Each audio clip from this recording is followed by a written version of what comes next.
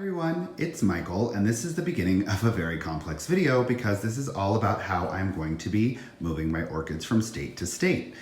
So this is liable to change. If I go through this process and discover that there's a better way to do this, I will absolutely let you know. But for now, this is how I'm going to proceed. So the first step for me in this process is to connect with the appropriate parties, meaning I actually went into USPS, I went to FedEx, I went to UPS, and I kind of priced it out based off of what I knew my needs were going to be. I needed one very tall, narrow box for my orchid and spike. I needed a small box for my small orchids, and I needed a medium box for my medium orchids. So knowing all that and knowing that I needed the packing peanuts, I needed to price out the supplies.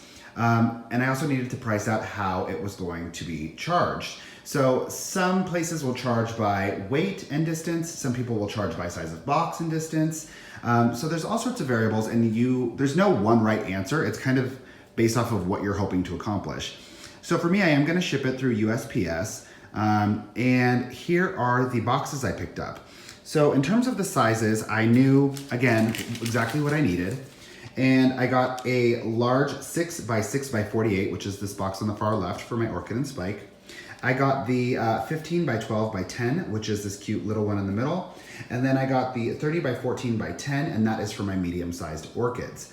Now, this is gonna suit my needs, but I also wanna keep a rolling tab of how much this is all gonna cost. So thus far, I have spent $30.01 on all of my packing supplies, which includes everything you see here, in addition to this wrapping paper, because I am gonna wrap these orchids individually and write what number they are so I don't lose track. So that is our jumping off point, and now we can move on to step 2. Step 2 in this process is all about sorting. So you can see I've consolidated all of my small size orchids next to the small size box. I've consolidated all of my medium sized orchids next to the medium sized box. And I've consolidated my big, tall, and narrow orchid next to the big, tall, and narrow box. Now, if I made more sound financial decisions, I would have just clipped off this flower spike and incorporated the plant into the medium-sized box. But I am eventually going to open my online store, and I think it's important for me to experience and understand what happens to an orchid when it's in spike or in bud while it's shipped. So this is going to be a really good learning experience for me. So now that everything has been sorted into its appropriate zone, we can get started with the prep work. All right, guys, so step 3 is all about prepping. So just really quickly, let's talk through what tools I have represented here. I've got this packing paper. It's just nice. I don't even know how to describe it. It's just like thin, it's not very cardboardy, it's thin paper. I've got a roll of tape. I have a permanent marker. I've got my orchids that I'm gonna pack up. I've got a strainer right here that I'm using for the leca as I empty them from their containers. Word to the wise, use a stopper in your sink, otherwise you're gonna be picking leca out from inside of your garbage disposal for a long time.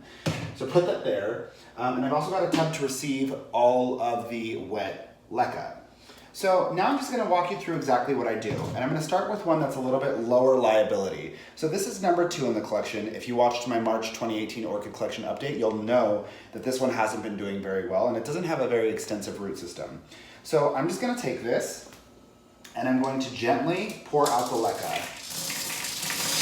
All right, there we are. So I'm just going to shake all of the leca loose until all I have left is just the plant.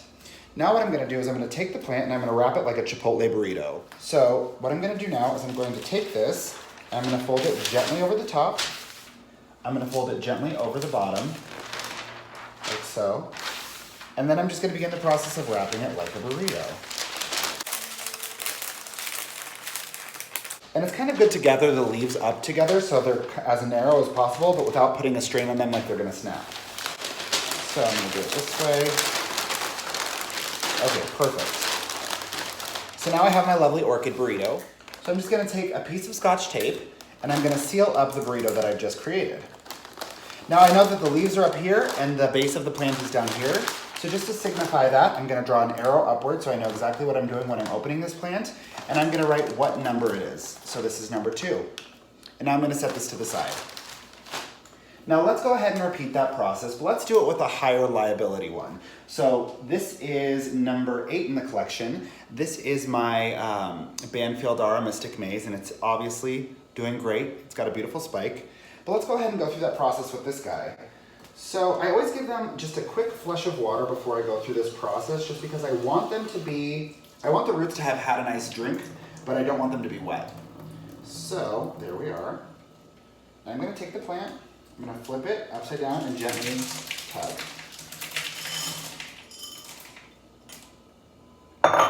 Yeah, this guy's doing really well. So it's gonna hold on to a few pieces of leca. Do not wrestle it away. You're gonna do damage to the root system, and this is already gonna be a traumatic enough move for your plant. So I'm just gently encouraging the leca out. Okay. And then we're gonna go through the exact same process we just went through with number 2. Wow, look at that root system, you guys. It's doing so good.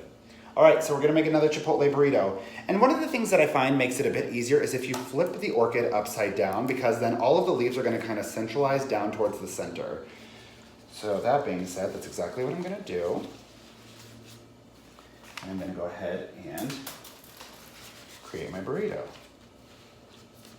Now, it's really, really important, especially when you're dealing with flower spikes, that you have a very clear edge to where that flower spike is. So, I'm just using my nail to create like a really clear boundary line.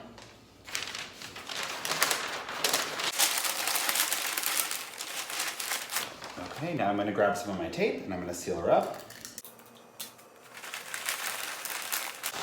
And every time I'm taping, I do like to tighten it up just a bit, just like so.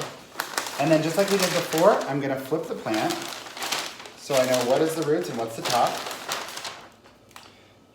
Upright, this is number 8.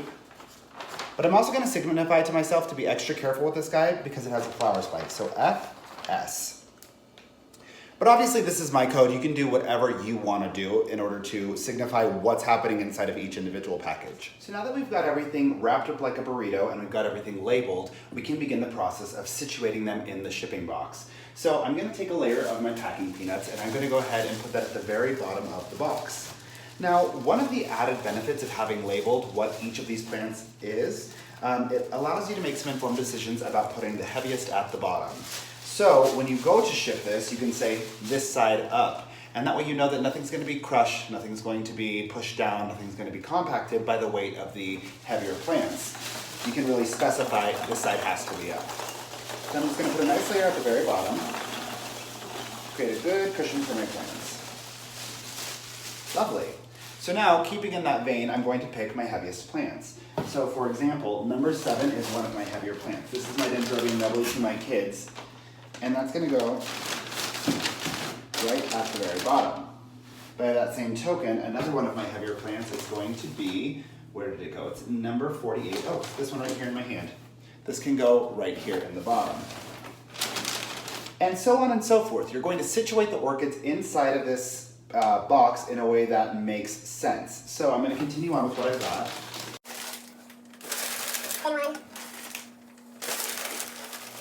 And also, I know that this one has a flower spike in it, so I know to be extra gentle when handling. Okay, you guys, so I'm gonna continue along. I'm gonna put a couple more of my plants into burrito formation, and I'm actually gonna flex in some of my smaller plants to fill these negative spaces. When everything is good and it's kind of been Tetrised into this box, I'm gonna cover everything on top with a layer of the packing peanuts to create some extra cushion, and then I'm gonna seal things up. All right, you guys, you can see I am just about to close up this box. So what I did is I poured packing peanuts over the full box. I kind of tapped it down to make sure that everything consolidated downwards, and then I put another layer of packing peanuts on top. And now I'm gonna seal it up and get it shipped. You guys, can you believe that my entire orchid collection is in these 3 boxes? All right, you guys, I just dropped off those 3 packages to USPS, and my total shipping cost on that came to $66.45, which means that my total investment for this process comes to $96.46, which, to be honest, is less expensive than I thought it was going to be. Now, you might be wondering why I'm filming this outside. Well, you'll notice it's a beautiful day in Colorado, and that's also a huge part of this transition process. Like 2 days ago, there was a snowstorm, and because these are gonna have to be transported at least in some part by ground, I want to make sure that they are not going to be subject to crazy swings in temperature. I don't want it too hot and I don't want it too cold. So that being said, I waited until it was a beautiful few days to begin this process so that when those orchids are in transit, they're not liable to being damaged. So that pretty much concludes this process. I will do an unpacking video when we are there and kind of show you what it looks like getting them resituated. But for now, this is how I have packaged and shipped my orchids. I hope you guys found this helpful. Thank you so much for choosing to spend your time with me. If you have any questions, concerns, or feedback, don't hesitate to leave it in the comment section below. Don't forget to click subscribe and have a beautiful rest of your day. Bye, guys.